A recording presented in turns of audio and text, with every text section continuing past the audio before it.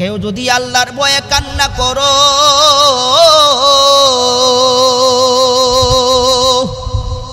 জীবনে তো কম গুনাহ করো নাই, গুনার দিকে তাকাইলে মনে হয় জীবনে এমন কোনো গুনাহ নাই আমরা করি নাই। হে বন্ধু, কিন্তু কয়দিন মালিকের কাছে ক্ষমা চাইছ? হাত দুখানা উঠায়া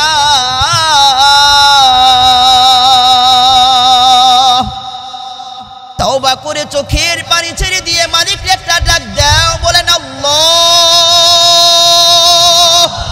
ও মালিক, শয়তানের দুকায় পড়ে জীবনে কত গুনাহ করছি, কত পাপ করছি গো, কত নাফরমানি করছি, কত অন্যায় কত অপরাধ করছি গো আল্লাহ। ও বান্দা, চোখের পানি ছেড়ে দিয়ে খাস দিলে যদি তওবা করতে পারো, আল্লাহ বলেন বান্দারে তুমি যখন খাস দিলে তওবা করবা, আমি আল্লাহ তোমার জিন্দেগীর সব গুনাহ মাফ করে দিব। ও মুসলমান গো,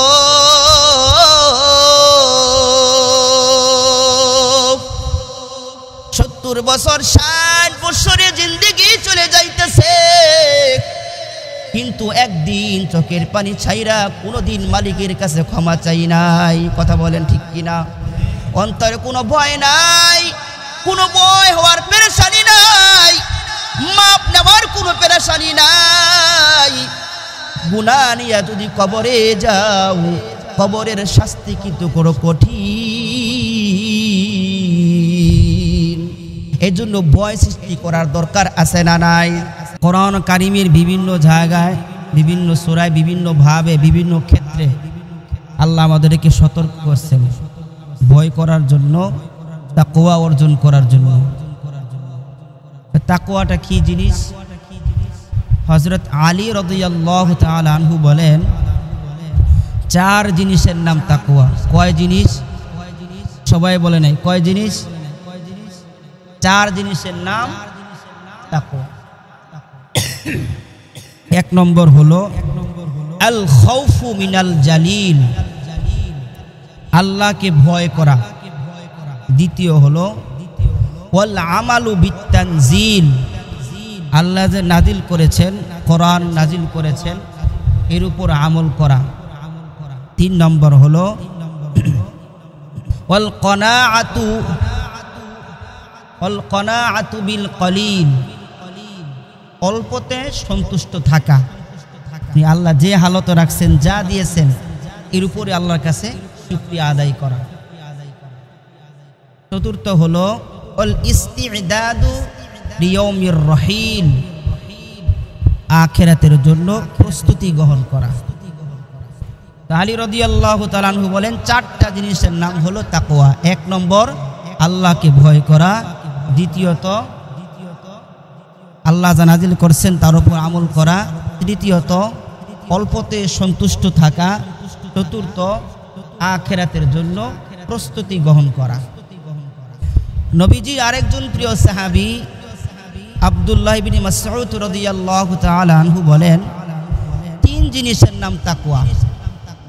1 নম্বর হলো আল্লাহর আনুগত্য করা, নাফরমানি না করা। দ্বিতীয় হলো সব সময় মালিকের স্মরণ রাখা, আল্লাহকে ভুলে না যাওয়া, গাফেল না হওয়া। তৃতীয় হলো ছোট বড় যত নিয়ামত আছে সমস্ত নিয়ামতের শুকরিয়া আদায় করা। আব্দুল্লাহ ইবনে মাসউদ বলেন 3টা, হযরত আলী রাদিয়াল্লাহু তাআলা আনহু বলেন 4টি, মোট কয়টা হলো 7টা। এই 7 জিনিসের নাম হলো তাকওয়া। তাকওয়ার কিছু মূল নীতি আছে। সমস্ত নবী রাসূলগণ দুনিয়ায় আইসা উম্মতদেরকে তাকওয়ার ব্যাপারে সতর্ক করছেন, তাকওয়া অর্জন করতে বলছেন, আল্লাহকে ভয় করতে বলছেন। সূরাতুশ শুআরা আয়াত নং 6 আল্লাহ বলেন ইয ক্বালা লাহুম আখুহুম নূহুন আলা তাত্তাকুন।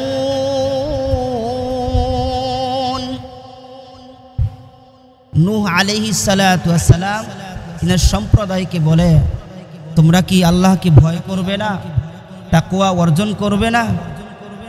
উম্মতদেরকে সতর্ক করছে। সূরা শুআরার 20 নম্বর আয়াত আল্লাহ বলেন, ইয ক্বালা লাহুম আখুহুম হুদুন আলা তাত্তাকুন। হুদ আলাইহিস সালাতু ওয়াস সালাম তিনার সম্প্রদায়কে সতর্ক করছেন, আল্লাহকে ভয় করার কথা বলছেন, তাকওয়া অর্জনের কথা বলছেন। সূরা শুআরা আয়াত নং 42। ইয ক্বালা লাহুম আখুহুম সালিহুন আলা তাত্তাকুন। সালেহ আলাইহিস সালাতু ওয়াস সালাম তিনিও তিনার সম্প্রদায়কে তাকওয়া অর্জন করতে বলছেন, আল্লাহকে ভয় করার কথা বলছেন। ইয ক্বালা লাহুম আখুহুম লূতুন আলা তাত্তাকুন। লূত আলাইহিস সালাতু ওয়াস সালাম তিনার সম্প্রদায়কে ভয় করতে বলছেন, তাকওয়া অর্জন করতে বলছেন। ইয ক্বালা লাহুম শুআইবুন আলা তাত্তাকুন। শুআইব আলাইহিস সালাতু ওয়াস সালাম তিনার কওমকে, তিনার জাতিকে আল্লাহর ভয়ের কথা বলছেন, তাকওয়া অর্জন করতে বলছেন।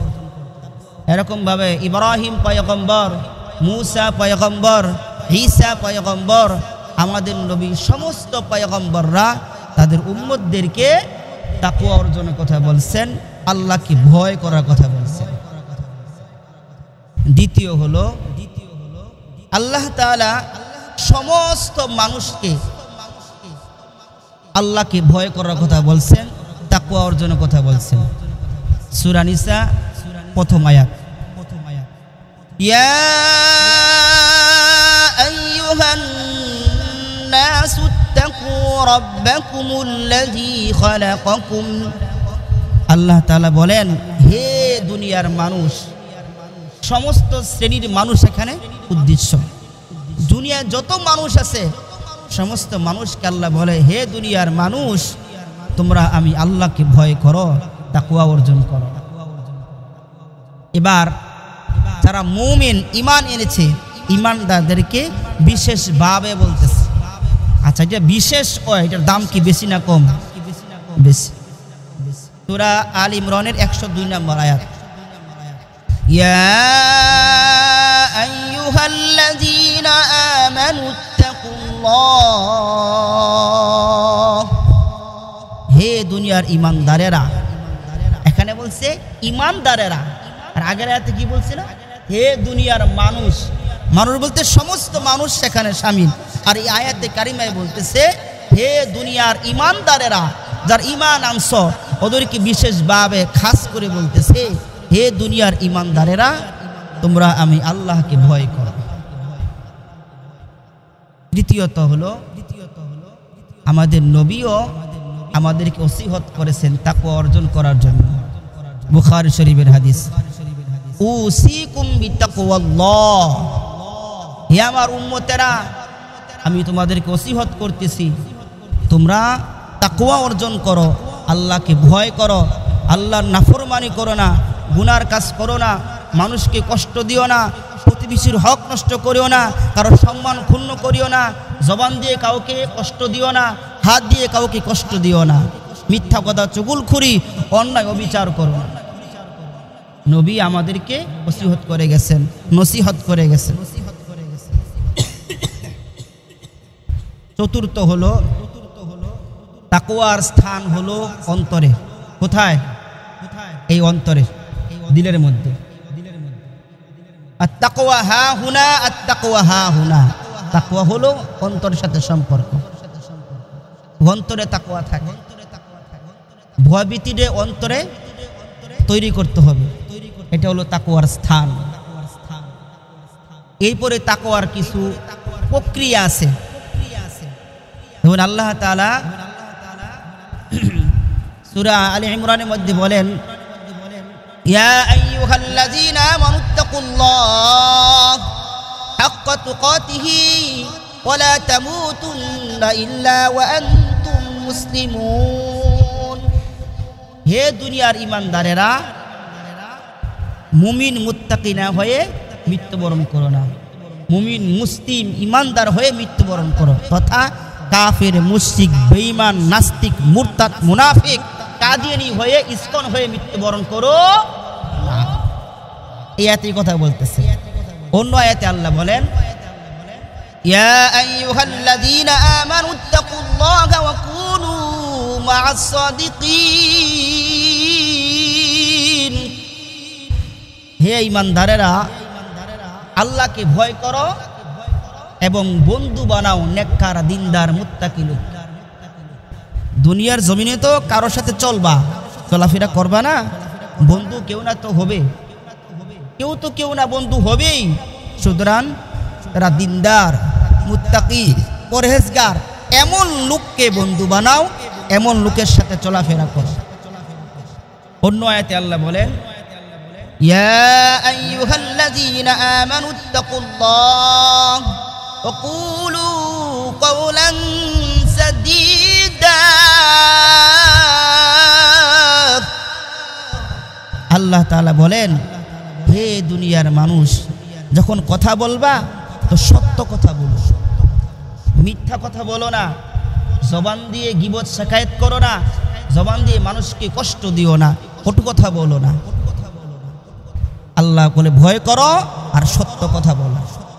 অন্য আয়াতে বলেন, ইয়া আইয়ুহাল্লাযীনা আমানুত্তাকুল্লাহ ওয়াল তানজুর নাফসুম মা কদ্দামাত লিগাদিউ ওয়াত্তাকুল্লাহ, হে দুনিয়ার মানুষ আল্লাহকে ভয় করো আর আখিরাত নিয়ে চিন্তা ফিকির করো, পরকালের প্রস্তুতি নাও। এমনকি যারা ঘুষ খায় সুদ খায় এদের ব্যাপারে বলছেন আল্লাহ, ইয়া আইয়ুহাল্লাযীনা আমানুত্তাকুল্লাহ, আমি আল্লাহকে ভয় করো, লা তাকুলুর রিবা, সুদ খেও না, হারাম খেও না। মূল কথা আল্লাহ তাআলা সর্বক্ষেত্রে বিভিন্নভাবে বিভিন্ন প্রক্রিয়ায় আল্লাহ মানুষকে সতর্ক করেছেন, বুঝাইছেন, হে দুনিয়ার মানুষ তোমরা আমি আল্লাহকে ভয় করো, তাকওয়া অর্জন করো, সতর্ক থাকো, আমি আল্লাহর জন্য নাফরমানি না হয়ে যায়। বিভিন্নভাবে বিভিন্ন আয়াতে কারিমার মাধ্যমে আল্লাহ তাআলা সতর্ক করেছেন, নবীদের মাধ্যমে দুনিয়ার জমিনে আমাদেরকে সতর্ক করাইছেন যে আল্লাহকে ভয় করো, আল্লাহকে ভয় করো, সতর্ক থাকো, তাকওয়া অর্জন করো। ইয়া আইয়ুহাল্লাযীনা আমানুত্তাকুল্লাহ, হে মুমিনের দল তোমরা ভয় করো, তাকওয়া অর্জন করো। আল্লাহ বারবার বারবার ভয় করতে বলছেন, তাকওয়া অর্জন করতে বলছেন। শুধু আমাকে আপনাকে বারবার ভয় করতে বলে নাই। যে নবীর কোনো গুনাহ নাই, যে নবীর কোনো পাপ নাই, নবীর কোনো গুনাহ আসেনি, জোরে বলেন নবীদের কোনো গুনাহ আছে? কোনো একজন নবীর গুনাহ নাই, সমস্ত নবীরা মাসুম, সমস্ত নবীরা নিষ্পাপ, কোনো একজন নবীর গুনাহ নাই। আল্লাহ তাআলা সেই নবীকে বলেন, হে নবী আপনি আমি আল্লাহকে ভয় করেন। ইয়া আইয়ুহান নাবিয়্যুত্তাকিল্লাহ ওয়া লা তুতি'িল কাফিরিনা ওয়াল মুনাফিকিন, হে নবী আপনি আল্লাহকে ভয় করেন, কাফের মুশরিকদের অনুসরণ করবেন না, কাফের মুশরিক মুনাফিকদের প্ররোচনায় পড়বেন না। তাকওয়া বড় একটা সম্পদ, তাকওয়ালা জিন্দেগীর বড় দাম। আল্লাহর পয়গম্বর বলেন তাকওয়া থাকে অন্তরে, আত-তাকওয়া হাহুনা, আত-তাকওয়া হাহুনা, আত-তাকওয়া হাহুনা, তাকওয়া থাকে অন্তরে, তাকওয়া অন্তরের সাথে সম্পর্ক। আল্লাহর পয়গম্বর কাবা শরীফের কিনারে বসিয়া একবার মক্কার বড় বড় জ্ঞানীদেরকে নিয়ে কথাবার্তা বলতেছিলেন, খুব মনোযোগ দিয়ে কথা বলতেছিলেন।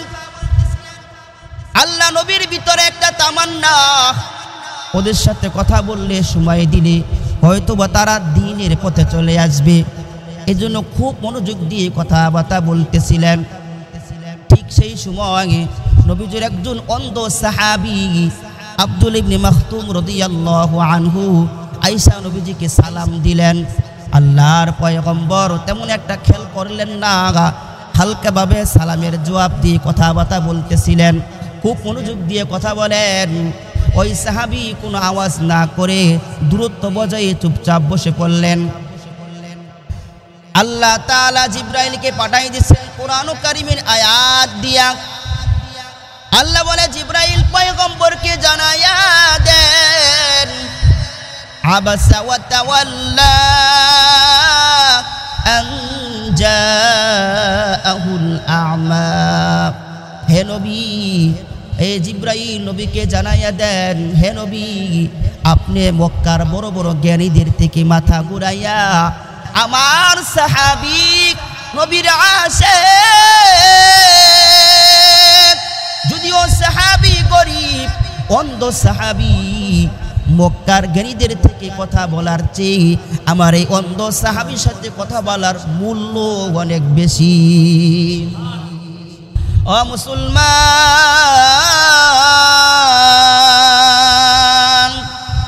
তাকওয়া সুন্দর চেহারার সাথে সম্পর্ক না, সুন্দর চেহারার নাম তাকওয়া না, ধন সম্পদ ক্ষমতার নাম তাকওয়া না, জ্ঞান বিদ্যার নাম তাকওয়া না। তাকওয়া থাকে অন্তরে, তাকওয়া হলো অন্তরের সাথে সম্পর্ক। সাহাবীদের অন্তরে তাকওয়ার গুণ ছিল, তারা আল্লাহকে ভয় করত।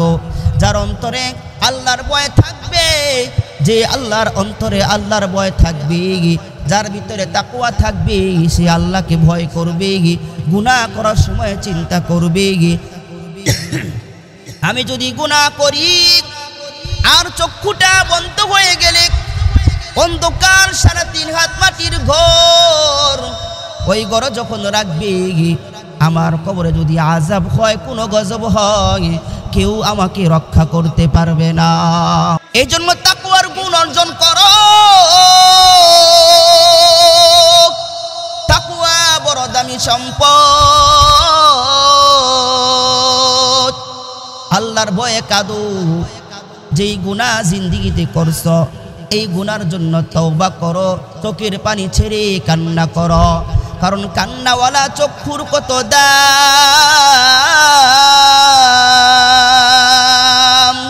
পয়গম্বর বলেন, লা ইয়ালিজুন নার রাজুলুন বাকা মিন খাশিয়াতিল্লাহ হাত্তা ইয়াউদাল লাবানু ফিদ দার'i, রাওয়াহু তিরমিজি, আও কামা ক্বালা আন-নাবিয়্যু আলাইহিস সালাতু ওয়াস সালাম।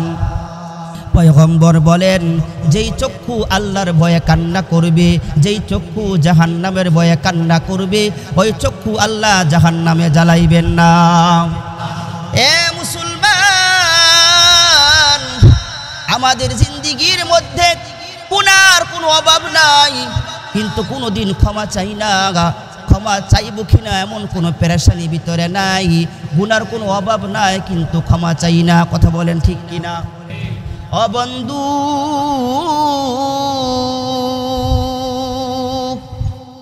কুতুবুল আলম আশরাফ আলী থানভী রাহমাতুল্লাহি আলাইহি কিতাবের মধ্যে ঘটনা লেখেন, আল্লাহর পয়গম্বর মূসা আলাইহিস সালাতু ওয়াস সালাম আল্লাহর সাথে কথা বলার জন্য যাইতেছিলেন।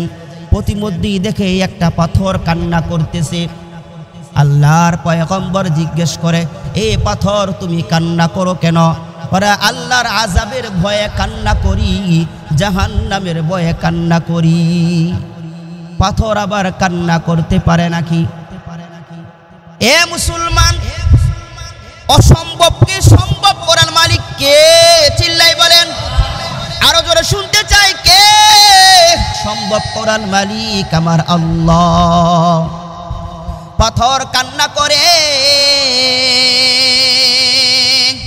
আল্লাহ সূরাতুল বাকারার মধ্যে বলেন, ওয়া ইন্না মিনাল হিজারাতি লামা ইয়াতাফাজ্জারু মিনহুল আনহার, ওয়া ইন্না মিনাল হিজারাতি লামা ইয়াতাফাজ্জারু মিনহুল আনহার, ওয়া ইন্না মিনহা লামা ইয়াশাক্কাকু ফায়াখরুজু মিনহুল মা, ওয়া ইন্না মিনহা লামা ইয়াহবিতু মিন খাশিয়াতিল্লাহ ওয়া মাল্লাহু বিগাফিলিন আম্মা তা'মালুন। পাথর আল্লাহর ভয়ে কান্না করে, পাথর আল্লাহর ভয়ে গোড়ায় পড়ে যায়, পাথর আল্লাহর ভয়ে বিদীর্ণ হয়ে যায়।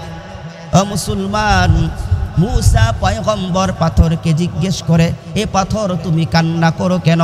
পাথর বলে, আল্লাহর আযাবের ভয়ে কাঁদি, আল্লাহর জাহান্নামের ভয়ে কাঁদি।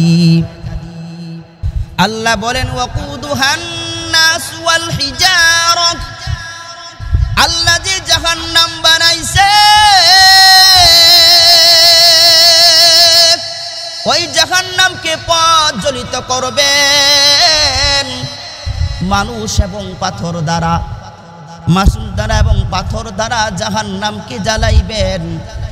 এই জাহান্নামের ভয়ে, আগুনের ভয়ে পাথর কান্নাকাটি করতেছে। পয়গম্বর বলে, তুমি কান্না করো কেন? বলে, জাহান্নামের ভয়ে কান্না করতেছি। পাথর বলে, নবী গো, আপনি তো আল্লাহর সাথে কথা বলেন, আমি পাথরের জন্য দোয়া করে দেন, আল্লাহ যেন আমাকে জাহান্নাম থেকে মুক্তি দেয়। আল্লাহর পয়গম্বর পাথরের জন্য দোয়া করছে, মালিক তোমার পাথর জাহান্নামের ভয়ে কাঁদে, মাবুদ গো এই পাথরটাকে জাহান্নামের আগুন থেকে মুক্তি দাও। আল্লাহ তাআলা ঘোষণা দিয়া দিলেন, মুসা পয়গম্বর আমি এই পাথরকে জাহান্নাম থেকে মুক্তি দিয়া দিলাম। আল্লাহর পয়গম্বর মুসা আলাইহিস সালাতু ওয়াস সালাম তিনি তিনার কাজে চলে গেলেন। অন্য একদিন যখন এই রাস্তা দিয়ে আসতেছি, দেখি আবার সেই পাথর কান্না করতেছি। এ মুসলমান, মুসা পয়গম্বর বলে, পাথর রে, আমি তোমাকে জানাই দিলাম আল্লাহ ক্ষমা করে দিছে, আল্লাহ তোমাকে জ্বালাইবে না, তাহলে তুমি কেন কাঁদো?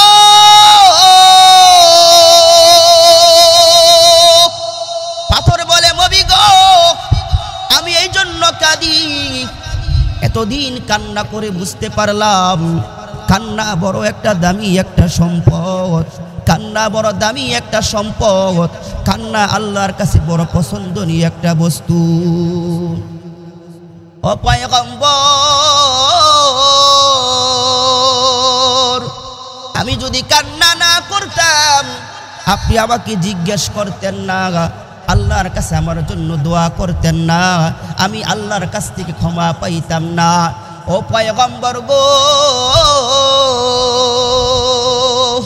আমি যেই কান্নার বদৌলতে জাহান্নাম থেকে মুক্তি পাইলাম, আল্লাহর আযাব থেকে মুক্তি পাইলাম, আমি এখন বেশি বেশি কান্না করি আল্লাহর মুহাব্বত নৈকট্য অর্জন করার জন্য।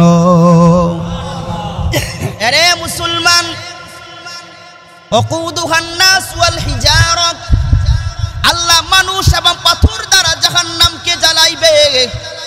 ওই জাহান্নামের ভয়ে পাথর কান্না করে। তুমি আমি মানুষ হইয়া কয়দিন জাহান্নামের ভয়ে কান্না করছি? কথা বলেন ঠিক কিনা? কেউ যদি আল্লাহর ভয়ে কান্না করো,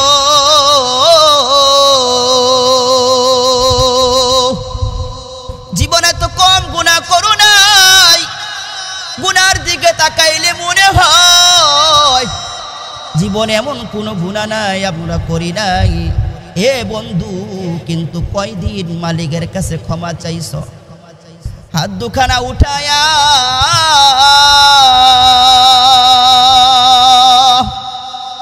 তওবা করে চোখের পানি ছেড়ে দিয়ে মালিককে একটা ডাক দাও, বলেন আল্লাহ, ও মালিক, শয়তানের দুকায় পড়ে জীবনে কত গুনাহ করছি, কত পাপ করছি গো,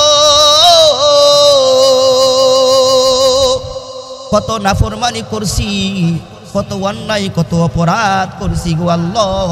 ও বান্দা, চোখের পানি ছেড়ে দিয়ে খাস দিলে যদি তওবা করতে পারো, আল্লাহ বলেন বান্দারে তুমি যখন খাস দিলে তওবা করবা, আমি আল্লাহ তোমার জিন্দেগীর সব গুনাহ মাফ করে দিব। ও মুসলমান গো,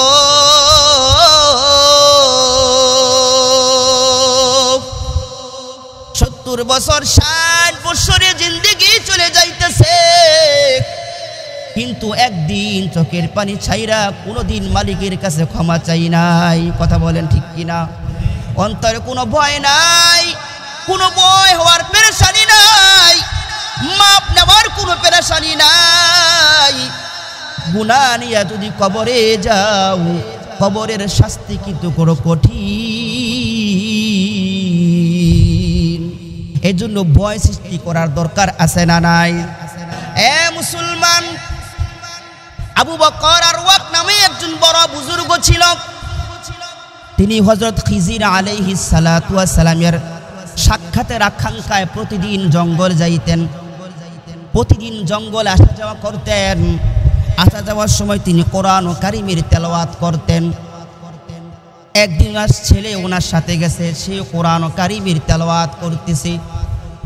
যখন এই আয়াতে কারিমা তেলাওয়াত করে ইয়াউমা ইয়াজআলুল বিলদানা শিবা, এ বন্ধু, এই আয়াতে কারিমার অর্থ হলো যেই দিন তথা কিয়ামতের দিন যুবক বৃদ্ধ হয়ে যাবে।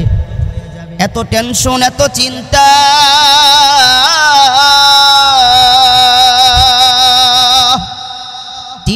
টেনশনের কারণে, পেরেশানির কারণে যুবক বৃদ্ধ হয়ে যাবে, মাথার কালো চুলগুলো সাদা হয়ে যাবে, গর্ভবতী মহিলা তার বাচ্চা প্রসব করে দিবে।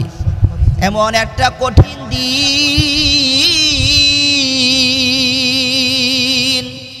এই আয়াতে কারিমা তেলাওয়াত করে ওই যুবকটা আল্লাহর ভয়ে চিৎকার দিয়ে জমিনে পড়ে গেছে, জমিনে পড়ে দুনিয়া থেকে বিদায় হয়ে গেছে। ও মুসলমান গো, আবু বকর আরওয়াক সন্তানকে কবর দিয়া কবরের পাশে দাঁড়ায়া চোখের পানি ছেড়ে দিয়ে কান্না করে ডাক দেয়, ও সন্তান,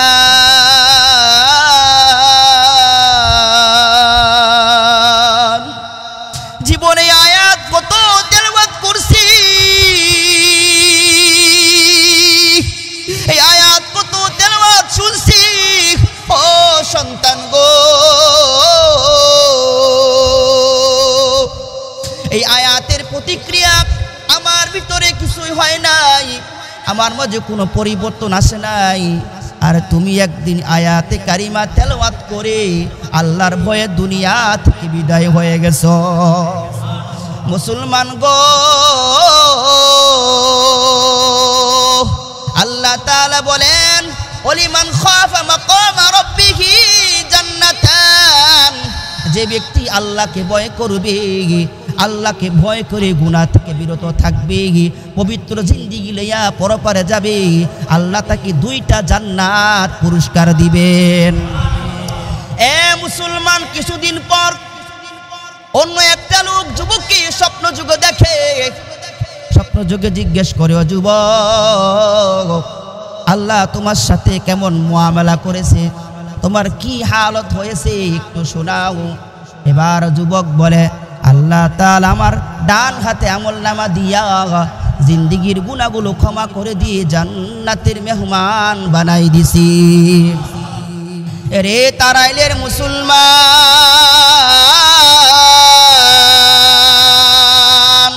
মা মহিলা গো, একটু গভীর মনোযোগ দিয়া চিন্তা করে দেখো, হায়াতের জিন্দেগি আস্তে আস্তে শেষ হয়ে যাইতেছি। একদিন ছিল যুবক, এখন বৃদ্ধ হয়ে গেছ। ও মা, পুত্রবধূ হয়ে বাড়িতে আসছিলা, এখন বৃদ্ধ হয়ে যাইতেছ। একদিন কিন্তু সাদা কাপড়ে জড়িত হইয়া, সাদা কাপড়ে প্যাকেটিং হইয়া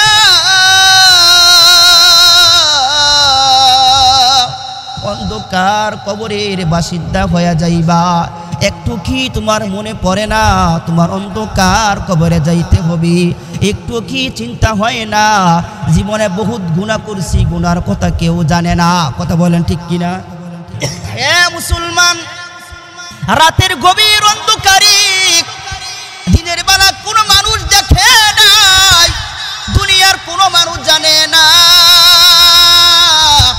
আমি এত গুনাহ এত অপরাধ করেছি, এই অপরাধ তো আল্লাহ দেখছি, আল্লাহ জানে। কথা বলেন ঠিক কিনা? ও বন্ধু, ওই গুনার কথা স্মরণ করে কয়দিন মালিকের কাছে ক্ষমা চাইছ? কয়দিন যায় নামাজে বসিয়া হাত তুলে চোখের পানি ছেড়ে দোয়া করছ? করছেননি? কেউ করেন নাই রে ভাই।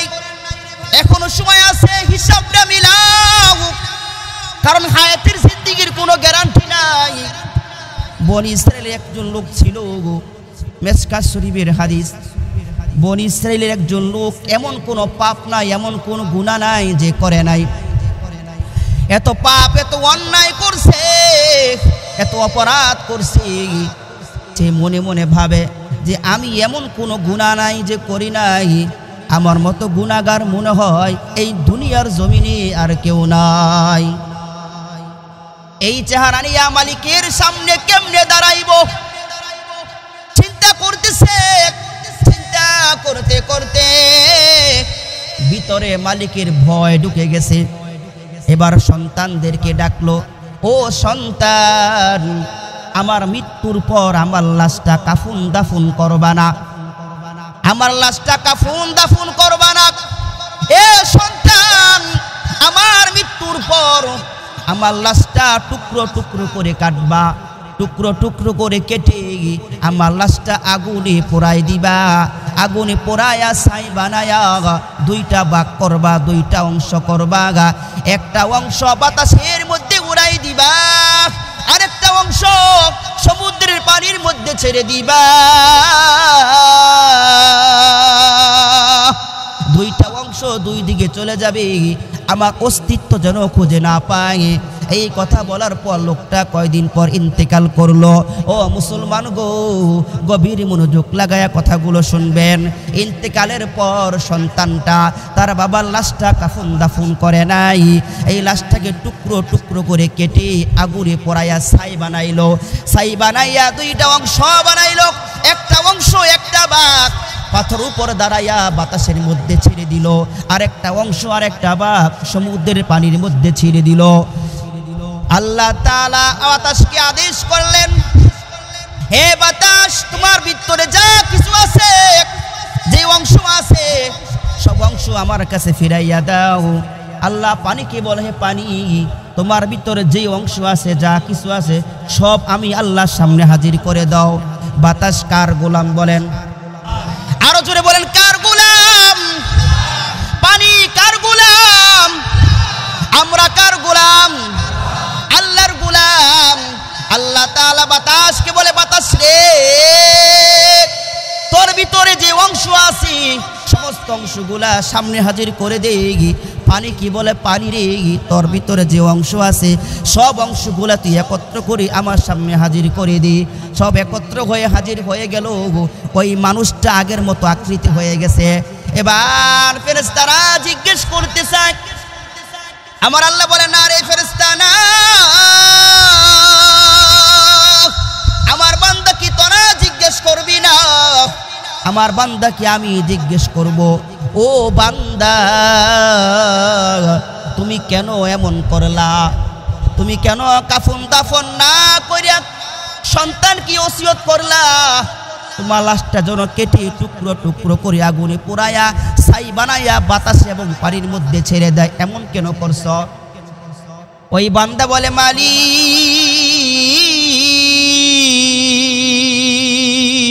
আল্লাহ গো, আমি এমন কোন গুনাহ নাই আমি করি নাই। জমিনে এত গুনাহ করছি, এত পাপ করছি, এত অন্যায় করছি মালিক, এত অপরাধ কইরা, এত অন্যায় কইরা অপরাধীর চেহারা, গুনাহগারের চেহারা আমি নিয়ে কেমনি তোমার সামনে দাঁড়াইব মালিক গো? এই ভয়ে এই লজ্জায়, এই ভয়ে এই লজ্জায় আমি সন্তানদেরকে বললাম, হে সন্তান, আমার লাশটা তোরা কেটে টুকরো টুকরো করে আগুনে পোড়ায়া ছাই বানায়া পানির মধ্যে বাতাসের মধ্যে মিশাইয়া দিবি। আমার আল্লাহ তাআলা কয়, ফেরেশতা, সাক্ষী থাকো, আমার বান্দা যত গুনাহ করছে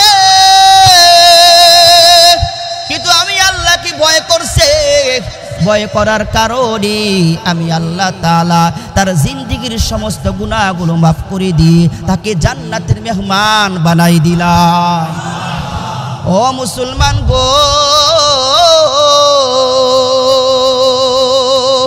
এমন কোন মানুষ নাই যে মানুষ কোনো গুনাহ করে নাই। আমরা সকলেই গুনাহগার।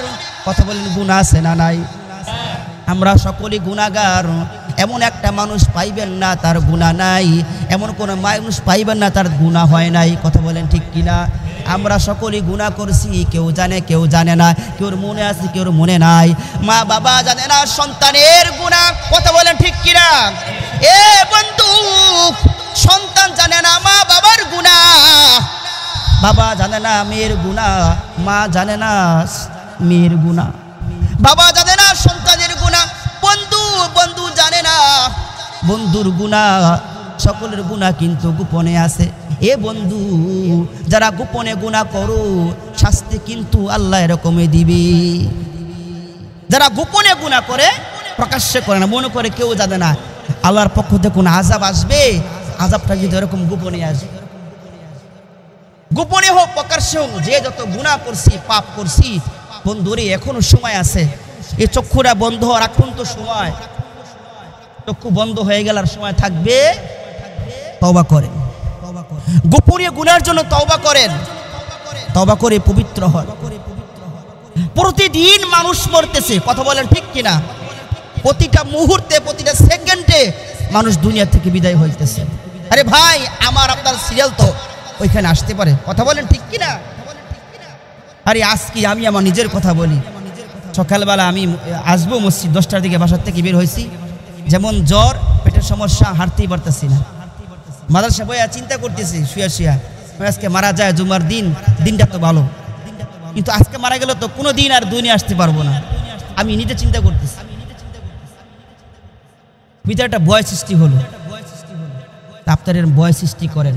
বিপদ আপদ যখন আসে, অসুস্থতা আসে, পেরেশানি আসে, এগুলো দিয়ে আল্লাহ পরীক্ষা করেন, দেখে আল্লাহ তাআলার দিকে বান্দা এগিয়ে আসে কিনা, অনুভূতি হয় কিনা।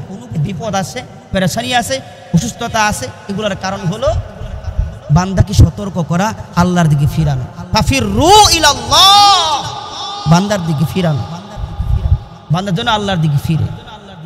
এই জন্য এখনো সময় আছে, নিজেকে শুধরান, তওবা করেন, ঘুরার জন্য তওবা করেন।